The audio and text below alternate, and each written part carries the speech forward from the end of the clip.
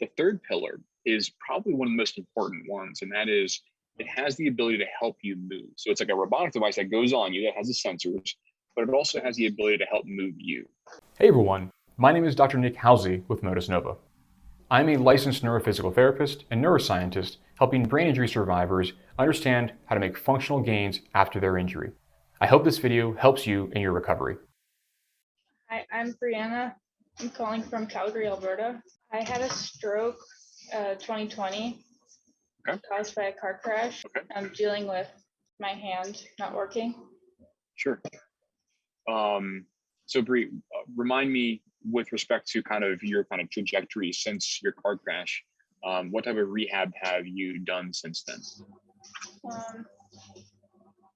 I spent a couple of months at the Children's Hospital. I'm walking very well. Okay. Are you using any assisted device like a, great, okay, good. I've got an AFO. Okay. And how about on your upper extremity? So which side is affected? My left. Left side, okay. Yeah. And what types of things are you having trouble with right now on that left side? Just having trouble with carrying things. My awareness of where it is. Sure. Oh, so is it more kind of sensory in nature? Or are you having difficulty, like if I were to kind of touch that left hand, would you be able to feel it? I can't feel it. It's kind of everything. Okay. Yeah, what do you mean by everything? Like it doesn't move. Like there's lots of spasticity. Okay. And I don't like that it clenches into a fist all the time. Sure. And are you taking any medications for the spasticity? No. And I've been usually doing Botox. It's been since November. Okay. So are you kind of on that every 4 month kind of? Yeah. Okay. Gotcha. And it's not covered under the healthcare. Really? Yeah. I didn't know that. Okay. I wonder why it's not. I don't know. Interesting. Okay. Well, do you have any questions in particular that I can help address? Whether it's in regards to just general neuro rehab or maybe with regard to the robotic systems? Well, I found that I've been looking into robotic stuff like that for a while and haven't been able to find anything. Okay. So we've just been looking at videos of other people doing it. Sure. Beneficial to me. Okay. And yeah, so happy to kind of give you, if you don't have anything in particular, maybe specific questions, I can give you kind of a high level overview. And actually, did you get a chance to chat with anyone on our team about kind of what the Motus scan can do?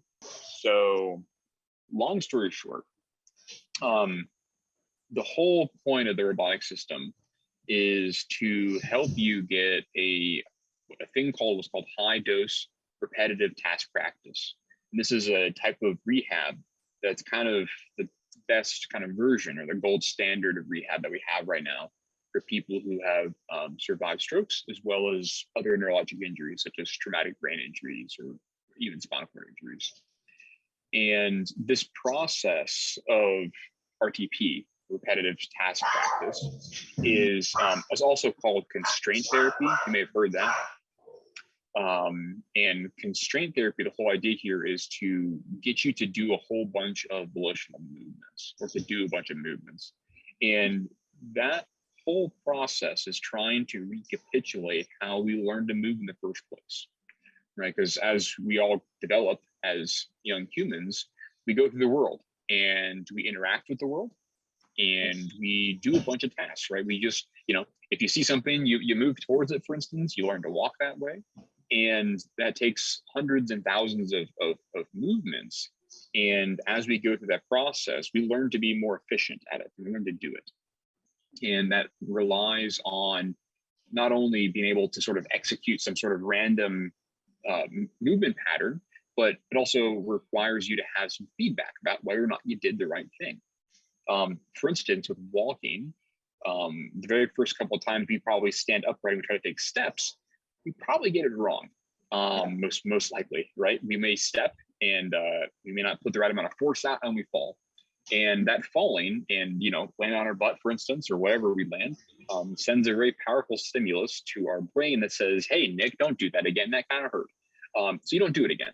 And that's what's called biofeedback. That biofeedback is what helps kind of inform how we should move through the world and generate motor patterns that are reliable, such that whenever you want to take a step the next time, you know exactly what to do, or your nervous system knows what to do. And it takes years to do this, right? It takes years to kind of establish those networks and to be able to reliably, take that step, pick up that cup of coffee, or write your name with a pencil or a pen. And after a neurologic injury, those networks of neurons get disrupted. And the idea of constraint therapy is that it's trying to go back and try to recapitulate that learning process. Yes. And so these robotic devices are a way to help people get those amounts of movement that are required to actually drive those changes in our brain. And there's nothing inherently special about the robotic devices, other than the fact that it's very hard to get that amount of rehab under sort of classical situations. Because if we go into a clinic, for instance, if you were to come see me as a clinician, we would be hard pressed to get kind of those numbers of movements in the clinic, just because of the time constraints and all these sort of things. And so these robotic devices were designed to go into the home to help people get those high amounts of movement to drive positive changes in the brain. So they are able to not only sort of digitize your motion, kind of tell you what you have, but we use that information to make an environment that is able to help you get biofeedback, such that you don't have to fall on the ground to know when you did something wrong. You just know from the screen. You're playing games, and when you get the game wrong, you know that you've done the motion wrong. And so that kind of that gives you a biofeedback. But the third, those are the two pillars. The third pillar is probably one of the most important ones, and that is it has the ability to help you move. So it's like a robotic device that goes on you that has the sensors, but it also has the ability to help move you. And that's especially important for someone like you, Bree, because you do have that high amount of tone and that difficulty with moving. Hey, if you're finding this video helpful, please hit like and subscribe to help other brain injury survivors learn how Motus Nova is changing neuro-rehab. And so the muscles that are inside of the robotic device can actually kind of work with you, kind of symbiotically work with you to help you perform those tasks. Okay. That's kind of the nuts and bolts of it. When we really kind of boil it down, there's of course games and reporting and all this kind of stuff that helps you learn about how you're progressing. But fundamentally, it's those three things that really matter. Okay. Yeah. So was that helpful to kind of understand a little bit about what's going on with the device? Yes. Okay. And what other questions do you have then? So I had a couple of fractures in my wrist with the crash. Do you think that would impact? Yeah, good question. So, first of all, a couple of clarifying questions. Were they in like the bones of your wrist, or were they in the actual, like the radius and the ulna? Do you know where they were? Both. Both. Okay, gotcha. Do you have any hardware in your? Okay. Is your hardware preventing motion about your wrist? Only the movement of my thumb. Only the movement of your thumb. Oh, did you have a scaphoid fracture? Yes. Yeah. Bree, you and I are the same there. I had a bunch of fractures in my left wrist as well. I've got it's called an ORIF, so open reduction internal fixation of my wrist. I had a scaphoid fracture, and I had actually an open fracture, my radius and ulna. So so very maybe we don't have the same injury, of course, but I've had some hardware put into me. I've got a fair bit of metal in me, so very familiar with that. So with regard to ORIS, things that are kind of just preventing general motion, I'd say in most cases it's going to be totally fine to use a robotic device. Especially you're now a year plus after the injury. I would say if you were talking to me and you were 6 weeks after the injury and you haven't had full restitution of the bony structures in your body, I would say let's hold off.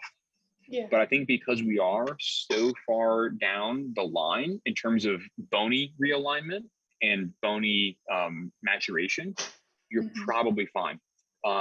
As long as there's no, that's why I asked, is there something in there that is preventing motion? And if it's about the thumb in that kind of specific motion of, it's kind of a saddle joint where it kind of rotates and allows you to do opposition, that's going to be unaffected by the Motus hand in this case.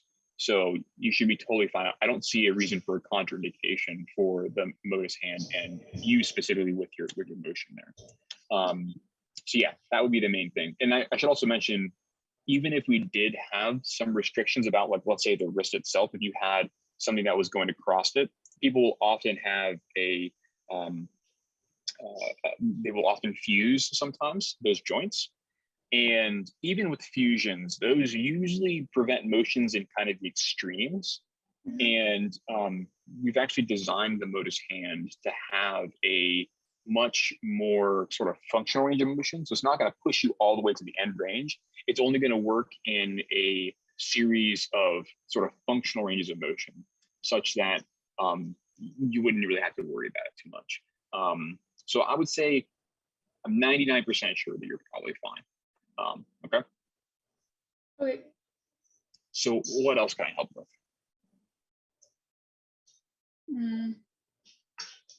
Well, because I'm in Canada, right? It doesn't ship here.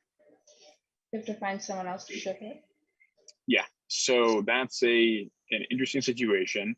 I am personally not going to be the best one to help with that. I will say this: we've got a number of people around the world who are using these systems, and so invariably we found ways to kind of make that work. So I'm sure that the team can kind of help, if we deem that this is a useful strategy for you, useful tool, you and your care partners really care about this and you want to incorporate this, I'm sure we can figure out a solution. Okay. Yeah. Perfect. Yeah, no worries. Well, what else? What else can I help with?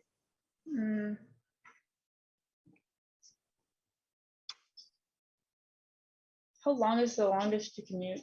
Most people have used it. Okay, well, let me give you some bounds.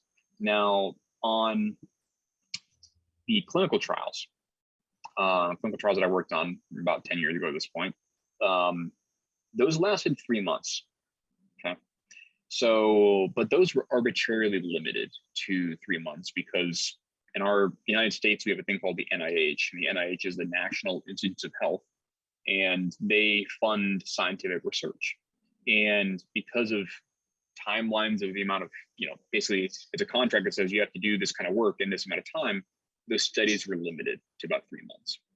But now that we are working in sort of outside of the bounds of that, we have people now that are using the systems for 6 months plus, who some individuals on the outer edge of it are well over a year now of using their systems.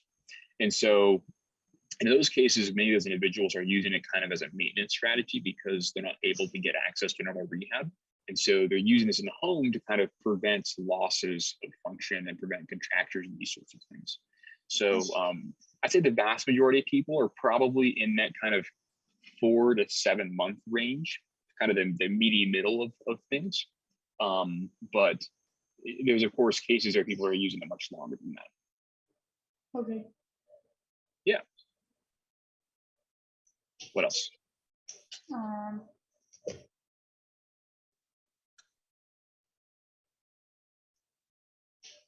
just thinking. No worries. Yeah. And if don't presume this as being pressure. You don't have to have more questions just for questions' sake. But if you do have questions, you can always just reach back out to us and we'd be happy to try to address them. I did have one of the tendons severed. So there are some movements that I won't be able to do on my own, like with my brain. Sure, yeah. Which ones in particular? All I've been told is I won't be able to do this. Okay. So you won't be able to do pinky to thumb. Is that correct? Okay. Which isn't. Interesting. Okay. Yeah. Trying to think. Digiti minimi, I guess. Okay. Yeah, there's a very, very small muscle that does this. So I don't know how you would have had an injury to that. It's a very specific place. A lot of damage. Okay. Did you have a lot of reconstruction done on that left side? Yes. Yeah. Okay. Gotcha. Yeah, I guess. And again, you can tell me. I don't want to talk about this, but was it because of the glass, or was it the dashboard that went up, or? I have no idea. No idea. Okay, understood. Yeah, because often, like, if you, I've worked with a couple of people who've gone through the windshield, and they've had getting some very, very odd injuries because of the glass will kind of make very, very weird cuts and things. Mm-hmm. So, okay, gotcha. Yeah, I don't think, fundamentally, kind of where you are right now, we would really want to work on trying to get that bulk motion back. Because you can imagine kind of like building blocks, right? When it comes to function. We need to get the range of motion back. We need to reduce the tone. We need to be able to get some kind of gross motor, just being able to open and close your hand. Those things are kind of the building blocks on which we would then be able to build some function. I wouldn't worry so much about that very specific motion of trying to put your pinky and your thumb together. I'm not too concerned about that. Sure. Well, I mean, I think in the early stages, right, we would certainly want to, that could be a next step, but I think the proximate goal would be to get those other factors addressed. Okay. Well, cool. Well, Bree, it was such a pleasure to chat with you. And yeah, I think, did you chat with Matt earlier today? Is that who you talked with? I don't know, maybe. Okay, that's okay. Bad at names. Okay, that's okay. Me too. The only reason I know is I have a cheat sheet. So don't worry about that. I will let Matt know that we had a nice discussion. And Bree, if you do have any other questions for me, or the team for that matter, just reach back out. And happy to jump back on another call. We can address more of your questions that way, okay? Okay. Yeah. Okay, well, have a good one, okay? Thanks. Okay, alrighty, bye for now. Bye-bye. Thanks for watching this video. If you have questions or would like to speak with me about how you can make functional gains from home, call or text me at 404-939-3476 or visit motusnova.com/contact.